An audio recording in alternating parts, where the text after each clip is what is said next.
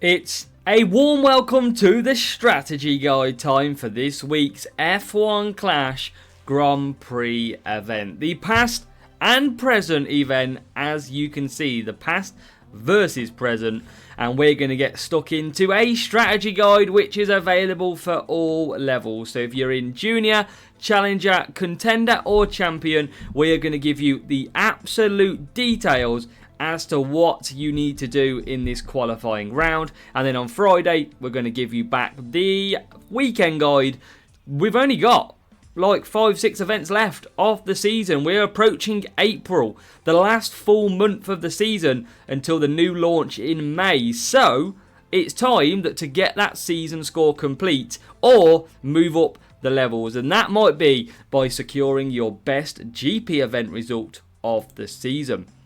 So the past versus present event, we're going to give you all the information, but every single person who is watching this stream at the moment, this video, please comment below, past or present, who do you prefer? Do you prefer the present drivers of your Max Verstappen, your Lewis Hamilton, or do you prefer the past, Senna, Schumacher? Let me down below, past or present.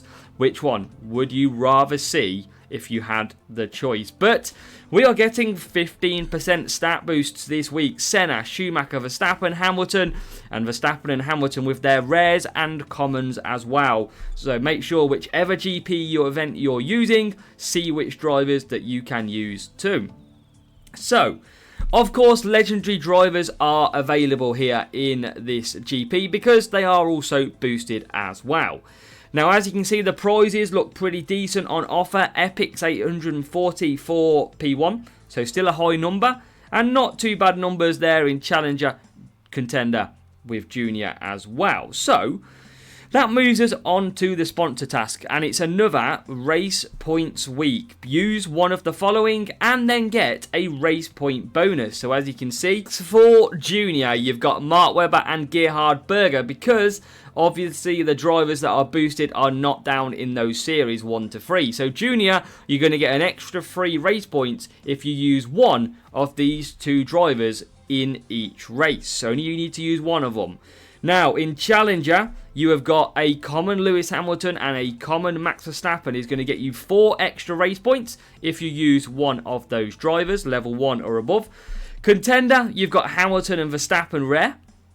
5 extra points if you use one of them drivers per race. And champion, well, here you go. Epic Hamilton, Epic Verstappen, Schumacher and Senna, past versus present, all getting 6 extra race points if you use one of those drivers. So any of them 4 are going to give you 6 extra points per race. So these sponsor tasks will remain the same through the weekend's racing as well. So that includes qualifying, that includes the opening round and final round. It's going to be exactly the same as the levels and the sponsor tasks that have been detailed over on my left hand side as you look at the screen. So hopefully you're going to take some big points. We're going to achieve more than the normal 376 points and you're going to go and take a beautiful P1, but to do that, we need strategy guides for the racing. Now, before we get into strategy guides, remember, Wednesday qualifying is random entry. Thursday and Friday is more associated to your groups at the weekend, so make sure you don't give up early doors. But what do we got coming up then? So we're going to go off to race number 1, and it's going to be a trip to Zandvoort in qualifying, and this is going to be a dry circuit. Now, we've said numerous occasions that for this circuit, you have to go cornering. Now, you might want to do a little bit of qualifying on that cornering setup because Zandvoort is a tricky track these days. Now, you also need some overtaking drivers. They are going to be the fastest around this circuit. So, with the drivers actually boosted, they've got decent tyre management. You might actually be able to run a 4 soft in Champions and Contender. But if not, a 4 medium is absolutely fine. You've also got then Challenger and Junior, the 332 and the 323. But just a quick note, if you've got 50 tyre management plus maybe 55, you can run a 4 medium, which in the lower series is a really, really good strategy to follow. You've got the best boosts around here being Coppa and you've got Glitz, Herald, Cranberry and Ode that work really well. Now in the top right of the screen you'll see the track map, blue for conserve your power unit, yellow for medium engine mode, and red, that is where you're going to make your overtakes. So Zandvoort, tough track, a little bit of qualifying helps you to your cornering setup, and you're going to need to go and do your best at saving power unit because you're going to need it in Zandvoort.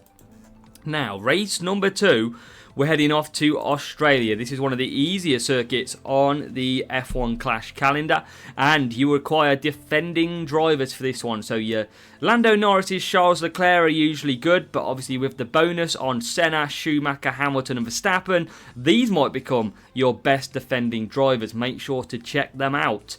Your car needs to be a full power unit setup around Melbourne. That is the easiest way to go on that setup. You've got a 4 medium for champions and contender, and a 3-3-2 and a 2-3-3 for challenger and junior. You can run the 4 hard if you wish. It's not a bad strategy. I just prefer softer tyres. Now the boosts, Iron Force and Gladiator, with Gladiator giving you that race start advantage, but you can also use Jin, Voice and Exception. Top right track map, 2 places to conserve.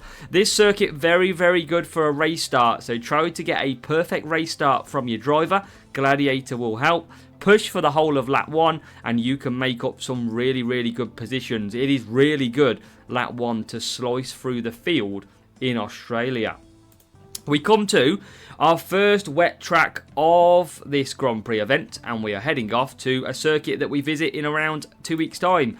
We're going to Japan, and it's going to be race start drivers, so probably your Hamiltons are going to be really good. Senna's race start, that is real big at this circuit. You can get a great launch off the line, so qualifying not really needed round here, and a full cornering setup is your way to go. Now in the wet, champions and contender, we're going to go a 4 wet, 3 wet and a 3 wet, 4 wet. Challenger and junior, we've got the 2-2-3 and the 3-2-2, and I know that works well because these strategies I've been using myself in recent GP events, both in champions and down in junior or challenger. Timeless, Cuppa, Nazar, the best boosts around Suzuka, with Hook, Prince, Kawhi and Herald really good too. We've mentioned lap 1, really good strong race start, especially that first turn, and that track map gives you 2 places to conserve and where to attack as well. And then finally, we're off to one of the fastest laps tracks of the week, and it will be good for your previous round time. It is Austria for the Red Bull Ring. 10 laps to come, no rain. Defending drivers again required. Full speed setup around Red Bull Ring is ideal. 4 soft, 2 soft, and a 5 medium, 5 medium. Now, Max Verstappen, if you're going to use him with a bonus, he could actually do 5 soft, if he's got good tyre management. So could any of the others as well. So, really, champions and contender, really just check out as you're racing whether or not you can extend the stint. You can do the 5 medium, of course, no problem. Challenger and junior, 4 medium, 3 soft, and a 3 soft, 4 medium. Rainbow and Voice, the 2 best boosts, with Tulip and Warrior, also featuring both of the track stats. Top right track map, 3 places to conserve, basically every single straight, and you've also got yellow engine mode and attack at every corner. Now remember, for Spielberg, Austria, you need a full power unit for a fast lap attempt, but qualifying guide is complete. That is your qualifying round 1.